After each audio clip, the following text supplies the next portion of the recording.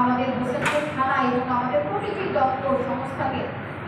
যদি আপনারা সহযোগিতা করেন, আমার বিশ্বাস হোসেনপুর আরও অনেক দূর এগিয়ে যাবে। এই প্রত্যাশা ব্যক্ত করে আমাদের সকল শহীদ যারা সারা দেশব্যাপী তাদের জীবন দিয়ে আজকের এই বিজয়ের সূচনা করেছিল,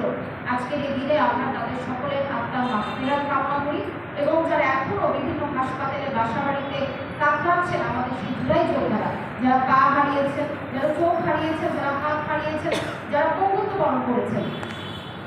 এখনো অসুস্থভাবে জীবনযাপন করছেন, আল্লাহ তো আমাদের চোখ দিয়েছে, আমরা এত সুন্দর প্রকৃতি দেখতে পাচ্ছি, আর তাদের তো চোখ হারিয়েছে, তারা যে সুন্দর প্রকৃতিটা দেখতে পাচ্ছে না। এই কষ্টটা যখন আমরা নিজের মাঝে ধারণ করতে পারবো, আমার মনে হয় সেদিনই আমরা সকল প্রকার বৈষম্য থেকে দূর করতে পারবো এবং বাংলাদেশকে সুন্দর বাংলাদেশ হিসেবে উপহার দিতে পারবো আমাদের ভবিষ্যৎ প্রজন্মের কাছে। এই প্রত্যাশা ব্যক্ত করে আমি সকলের সুস্থতা প্রার্থনা করে আমাদের আজকের আয়োজনের দ্বিতীয় পর্বের এখানেই সমাপ্তি ঘোষণা করছি।